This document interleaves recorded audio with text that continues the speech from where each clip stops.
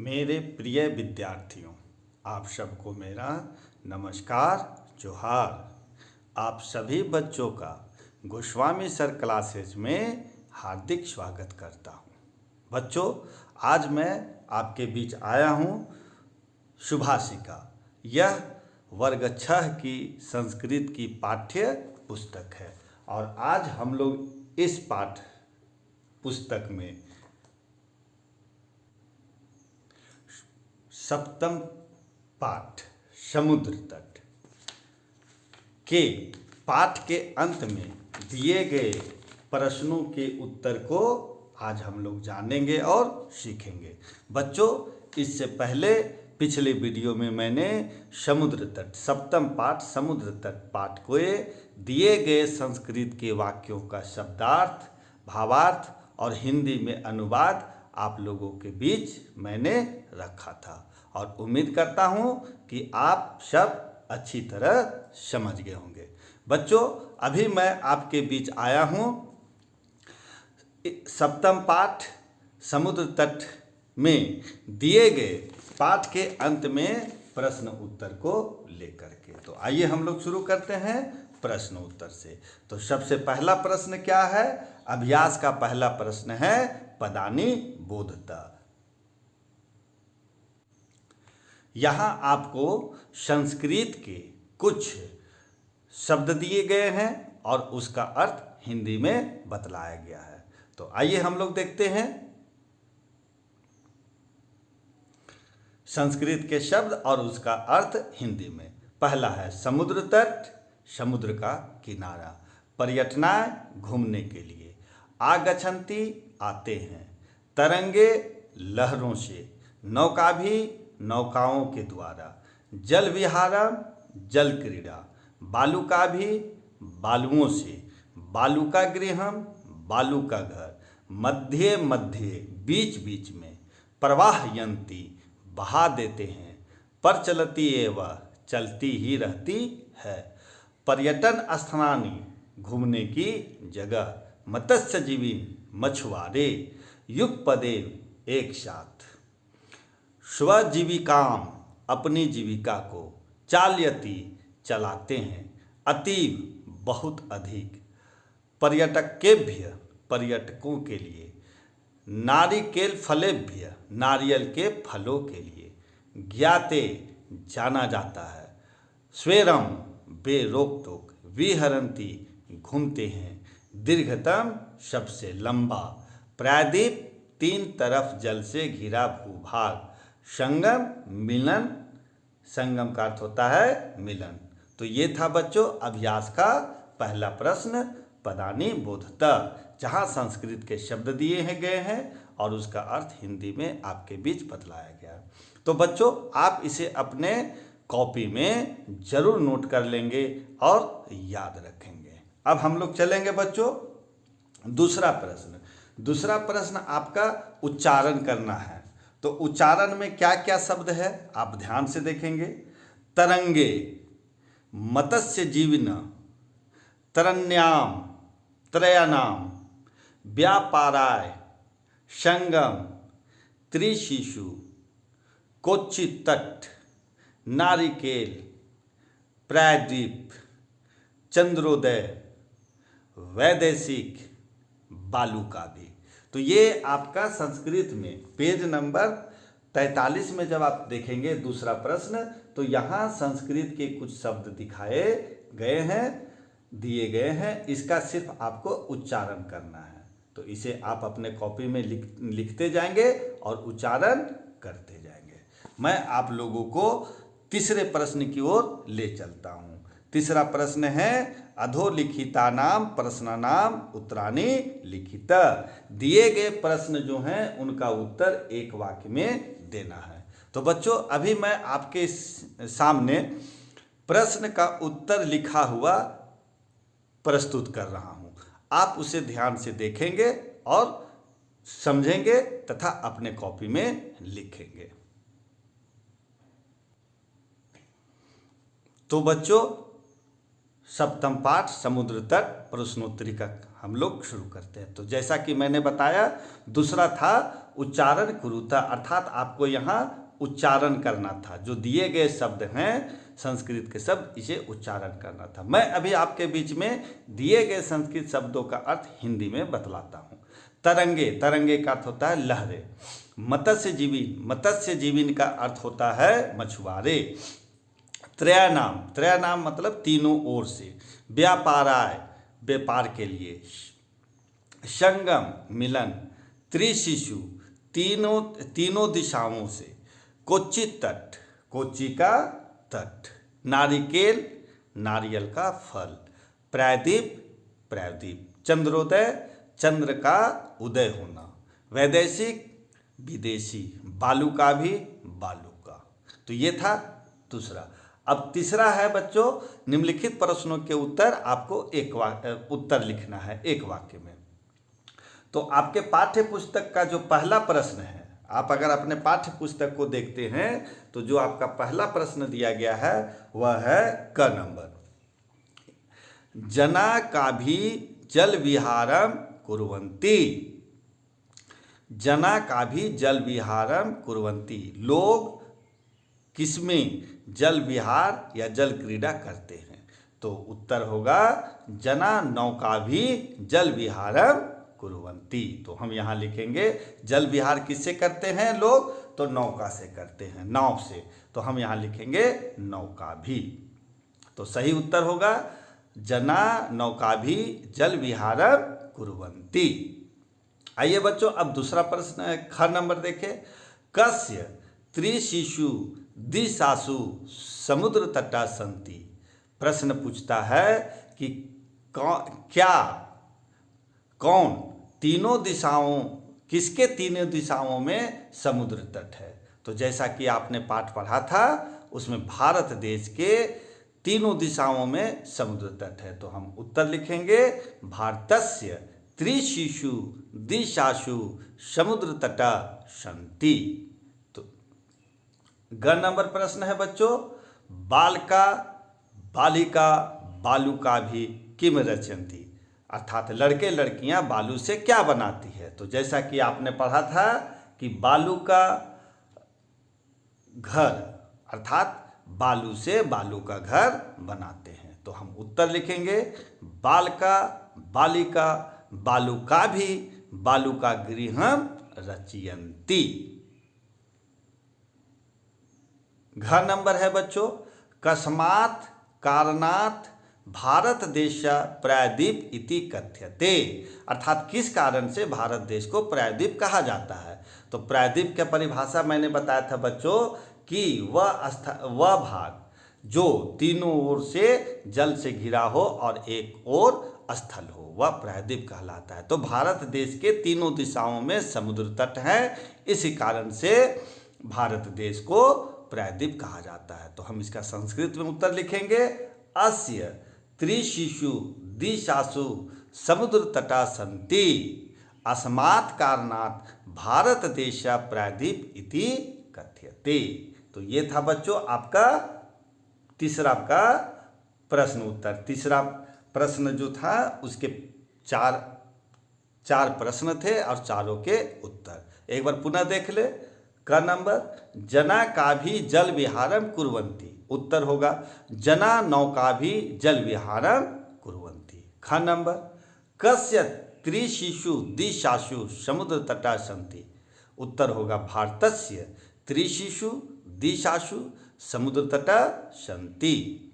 ग नंबर, बालका बालिका बालुका भी किम रचयन्ति।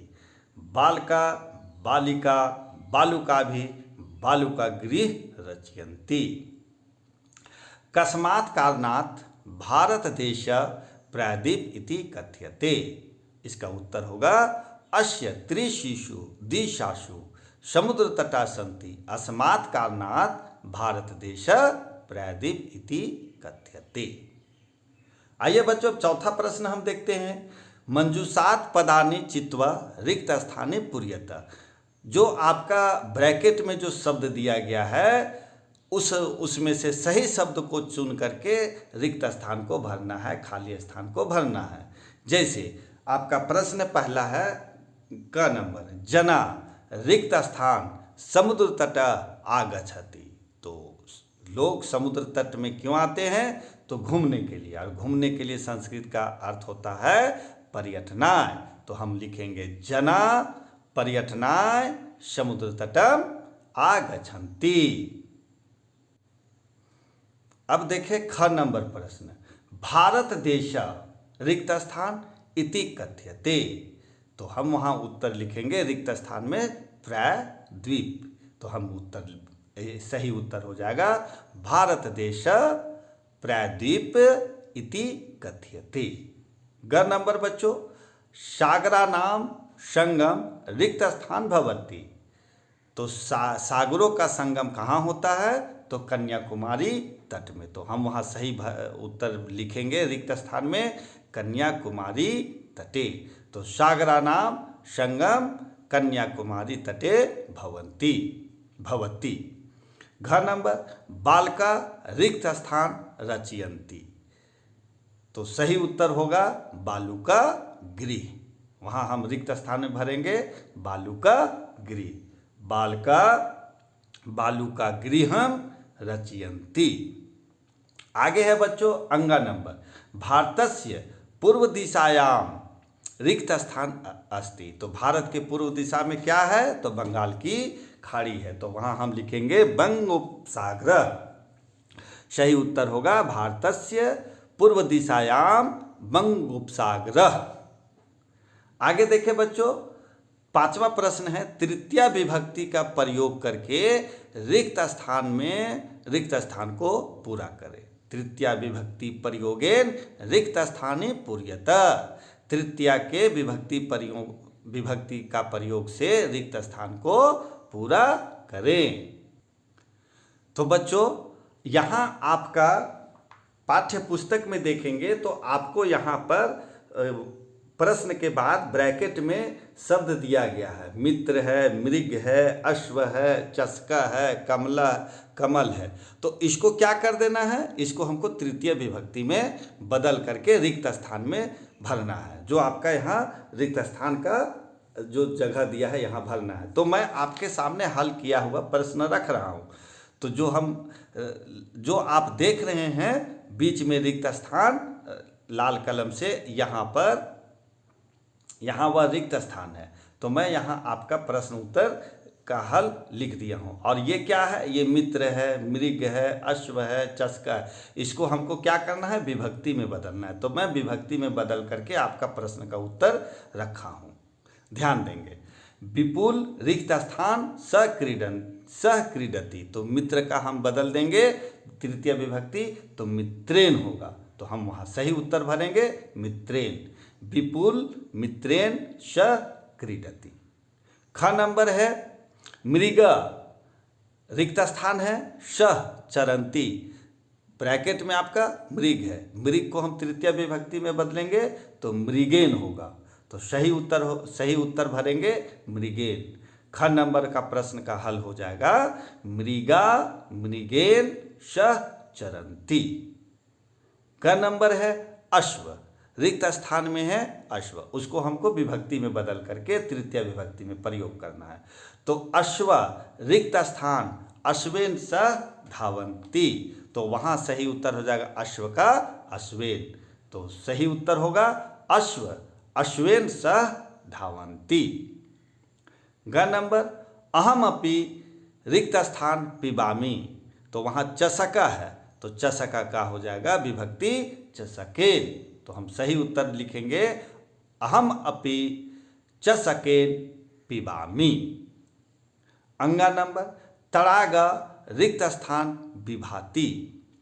तो अब कमल है, अब कमल को हम रिक्त स्थान बदलेंगे तो सही उत्तर हो जाएगा कमलेन। तो रिक्त स्थान जो आपका दिया गया है उसको हम भरेंगे कमलेन। तो तड़ाग कमलेन विभाति। आइए बच्चों अब हम आगे देखें छठा प्रश्न। छठा प्रश्न आपका कहता है कोष्ठाक उचित पद प्रयोगेन रिक्त स्थाने पूर्यत।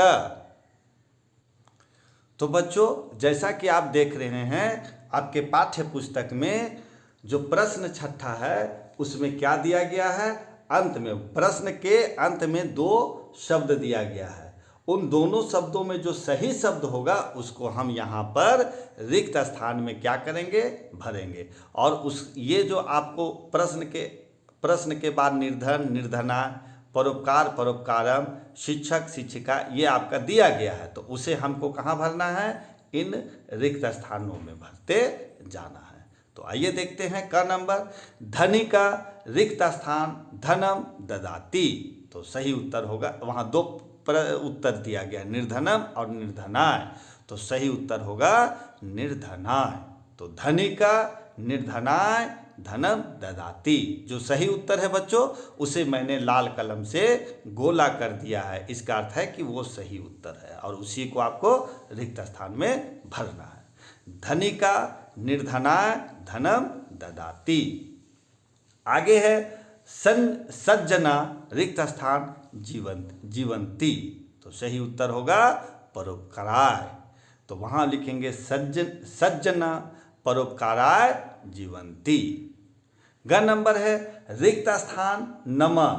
तो 2 वहाँ दिया गया है, एक शिक्षकाय और एक शिक्षकम। तो सही उत्तर हो जाएगा शिक्षकाय। तो ग में हम भरेंगे पहले रिक्त स्थान में शिक्षकाय, शिक्षकाय नम। घ नंबर शिक्षिका रिक्त स्थान पारितोषिक याचति। तो सही उत्तर हो जाएगा छात्रेभ्य। तो लिखेंगे शिक्षिका छात्रेभ्य पारितोषिकम यच्छति। अंगा नंबर है आरव रिक्त स्थान विद्यालय गच्छति। तो आरव विद्यालय क्यों जाता है, तो पढ़ने के लिए। तो हो जाएगा पठनाय। तो सही उत्तर हो जाएगा आरव पठनाय विद्यालय गच्छति। फिर से देखें बच्चों, क नंबर धनिका निर्धनाय धनम ददाति। संजना परोपकाराय जीवति। शिक्षकाय नम। शिक्षिका छात्रेभ्य पारितोषिक यच्छति। आरव पाठनाय विद्यालय गच्छति। तो ये था बच्चों आपका 6ठा प्रश्न। अब आइए हम 7वां प्रश्न देखते हैं। बच्चों जो 7वां प्रश्न है उसमें रेखांकित पदानि आधृत्य प्रश्न निर्माणम कुरुत। अर्थात यहाँ जो आपका प्रश्न लिखा है उसमें एक रेखांकित कर दिया गया। तो जो रेखांकित शब्द है उससे क्या बनाना है, प्रश्न करना है। तो जैसे कि उदाहरण से आप देखेंगे तो रेखांकित शब्दों पर आधारित प्रश्न बनाइए। क नंबर है केचन कंदुकेन क्रीडंती। तो यहाँ कंदुकेन है, कंदुकेन से हम प्रश्न बनाएंगे। तो केचन मतलब कुछ लोग गेंद से खेलते हैं, तो हम प्रश्न बनाएंगे। तो कुछ लोग किससे खेलते हैं, तो कंदुकेन से खेलते हैं, तो वहाँ हम केन शब्द लिखेंगे। तो हम यहाँ आपका प्रश्न हल बनाया गया है। केचन कंदुकेन क्रीडंती, उत्तर में लिखेंगे केचन केन क्रीडंती। तो कुछ लोग किससे गेंद खेलते, कुछ लोग क्या कर रहे हैं, गेंद खेल रहे हैं। किससे खेलते हैं, क्या से खेलते हैं, तो गेंद से। तो केचन कंदुकेन क्रीडंती, हम इसका प्रश्न बनाएंगे। तो केचन केन क्रीडंती। अब आगे देखें ख नंबर, अस्माकं देशे बहवा समुद्र तटा सन्ति। हमारे देश में बहुत से समुद्र तट है। तो किस देश में बहुत समुद्र तट है, तो वहाँ भारत भी हो सकता है। तो वहाँ हम लिखेंगे केशा देशे बहवा समुद्र तटा सन्ति। हम प्रश्न बना रहे हैं, ध्यान रखेंगे बच्चों। प्रश्न आपका जो रेखांकित शब्द दिया गया है, तो रेखांकित शब्दों पर आधारित प्रश्न बनाना है। तो पहला था केचन कंदुकेन क्रीडंती, इसका हम प्रश्न बनाएंगे। तो केचन केन क्रीडंती। ख नंबर, अस्माकं देशे बहवा समुद्र तटा सन्ति। तो यहाँ हो जाएगा केशाम देशे बहवा समुद्र तटा सन्ति। ग नंबर है बच्चों, अत्र मत्स्य जीवीन अपि स्वजीविकाम चालयति। तो यहाँ पर स्वजीविका में दिया गया है, रेखांकित किया गया। तो हम प्रश्न बनाएंगे, अत्र मत्स्य जीवीन काम चालयन्ति। घ नंबर, एषा समुद्र तटा अस्ति। तो समुद्र तटा रेखांकित किया गया है। तो हम प्रश्न बनाएंगे, एषा क अस्ति। अत्र, अंगा नंबर अत्र जना पर्यटनाय आगच्छन्ति। उत्तर इसका जो हम प्रश्न बनाएंगे, जना रेखांकित है तो वहां हम के लिख देंगे, तो उत्तर हो जाएगा अत्र के पर्यटनाय आगच्छन्ति। अब आगे बच्चों 8वां प्रश्न जो है सो खंड अ से खंड ब को मिलाना है। तो यहाँ दिया गया है, हम उसे आपका उत्तर मिला करके रखे हुए हैं और आपको बतला रहे हैं, तो आप भी इसे अपने कॉपी में जरूर लिखेंगे। तो समुद्र तट, एक तरफ आपका है समुद्र तट, क्रीडनम क्रीडनकम, दुग्धम दीपक, विद्या वस्त्रम, और एक तरफ है ज्ञानाय पोषणाय प्रकाशाय पर्यटनाय परिधानाय खेलनाय। तो हम इसको अब मिलान करेंगे, तो आप भी प्रयास करें बच्चों। तो पहला होगा समुद्र तट, तो समुद्र तट को हम सही मिलान करेंगे तो हो जाएगा पर्यटनाय, समुद्र तट का हो जाएगा पर्यटनाय। आगे देखें बच्चों क्रीडनकम, क्रीडनकम का क्या होगा खेलना, तो हम मिलाएंगे यहाँ क्रीडनकम का खेलनाय। इसके बाद है दुग्धम, दूध क्या है पोषण के लिए, तो हम मिलाएंगे दुग्धम का पोषणाय। इसके बाद है दीपक, दीपक का मतलब होता है दिया, तो दिया किसके लिए रोशनी के लिए, तो प्रकाशाय, तो यहाँ हम मिलाएंगे प्रकाशाय। विद्या, विद्या किसके लिए है तो ज्ञान के लिए, तो ज्ञानाय। वस्त्रम, वस्त्रम पहनने का है परिधान है, तो हम मिलाएंगे परिधानाय। ठीक है बच्चों, तो इस तरह से हम इसको मिलान करेंगे, समुद्र तट पर्यटनाय क्रीडनकम खेलनाय दुग्धम पोषणाय दीपकम प्रकाशाय विद्या ज्ञानाय वस्त्रम परिधानाय। अब आगे है बच्चों वर्ण विन्यास, मतलब जो शब्द दिया गया है उसको हमको वर्ण में अलग अलग करना है, वर्ण विन्यास कीजिए। जैसे पर्यटनाय का है तो प हलंत जोड़ अ जोड़ र हलंत जोड़ य हलंत जोड़ अ जोड़ ट हलंत जोड़ न हलंत जोड़ आ जोड़ य हलंत जोड़ अ। तो इस तरह से इन सभी शब्दों को, अगर हम इन सभी शब्दों को अगर मिला दे तो वह शब्द बनता है पर्यटनाय। उसी तरह है समुद्र तट, तो स हलंत अ म हलंत जोड़ उ द हलंत अ जोड़ र हलंत त हलंत जोड़ अ ट हलंत जोड़ अ। तो इससे जो इसको हम जब मिला करके बनाएंगे तो वह बनेगा समुद्र तट। तो इसी तरह से आगे है बच्चों भारत देश, तो भ हलंत जोड़ आ जोड़ र हलंत जोड़ अ जोड़ त हलंत जोड़ अ द हलंत जोड़ ए जोड़ श हलंत जोड़ अ, तो हो जाएगा भारत देशे। स्वरे, तो आधा श हलंत जोड़ व हलंत जोड़ ए र हलंत जोड़ अ, हो गया स्वेर स्वेरा। अब है जना, ज हलंत जोड़ अ जोड़ न हलंत जोड़ आ, तो हो जाएगा जना। हलंत का अर्थ हुआ बच्चों कि कोई भी अगर अक्षर के वर्ण में अगर हलंत लगा है तो वह क्या है आधा है। जैसे हम ज हलंत कहने का अर्थ हुआ कि आधा, ज जोड़ अ दोनों मिला, ज हो गया व्यंजन और अ हो गया स्वर।